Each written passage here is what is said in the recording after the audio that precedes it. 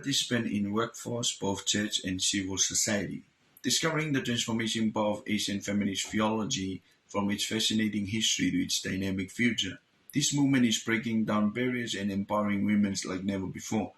Join us as we journey of discovery and become part of the movement towards a more inclusive and equitable world. In the prospects of increasing gender equalities and women's rights in Asia exist both within the church and in the secular sectors. The question we must ask, how can we empower Asian women? We are confident that women's theology has made an enormous contribution regarding empowering Asian women, not just for the church but for all aspects of life. George Wallace says, there is no one-size-fits-all formula for empowerment. What empowers one woman may not empower another. Nevertheless, to comprehend the relational dynamics of power and positive change at multiple levels in various settings and across time. Empowering women would require a systematic and concerted effort from the government, private sectors, and civil societies. Here are the contributions from the Asian theologians. Says, we must encourage women to participate in the workforce by providing them equal opportunity and fair treatment. Also promote women's economy empowering by focusing on equitable and sustainable growth. Recognize the important roles that women play in every facet of life, whether it's in the church or in the secular world.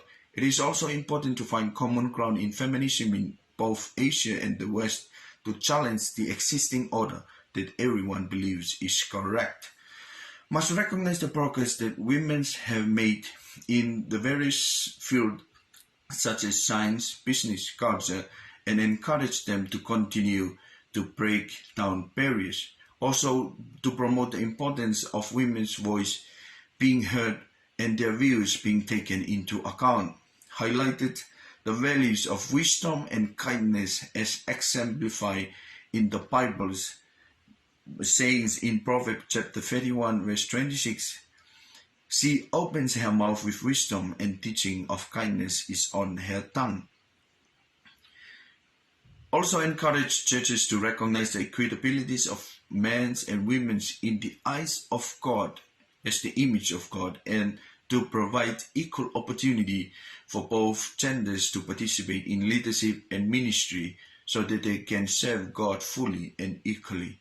Also challenge misogynist teaching in both Christians and indigenous tradition that deny women equal opportunity to serve and to lead. Asian feminist theologians believe that women and men are equally important in following Jesus and spreading the kindness of God.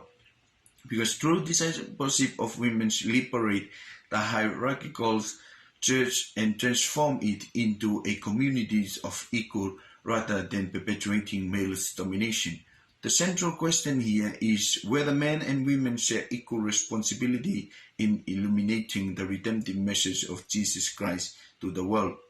The church must view itself as a common communities of peoples who have been liberated from sin and redeemed by the blood of Jesus Christ. These freedoms must be shared among all members, and partnership of trust and commitment between men and women should be fought to the advancements of the gospel.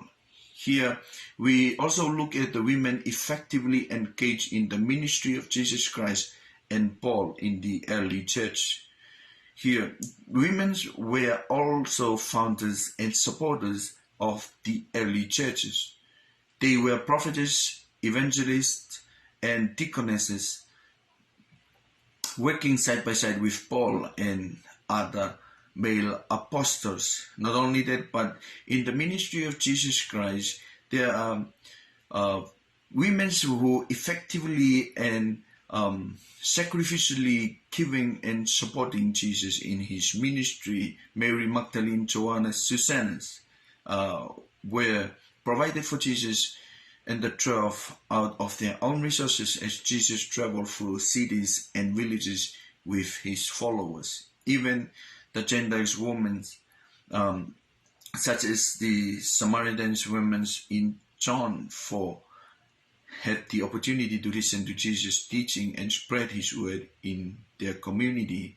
Also, women were involved in the central mysteries of Jesus' life and ministry in the Annunciation, the first miracle in Cana, the disclosure of Jesus as the Messiah, the death on the cross, and also his resurrection. Also in Paul's ministry in Ephesus, the couple Priscilla and Aquila helped Paul spreading the gospel in his ministry work.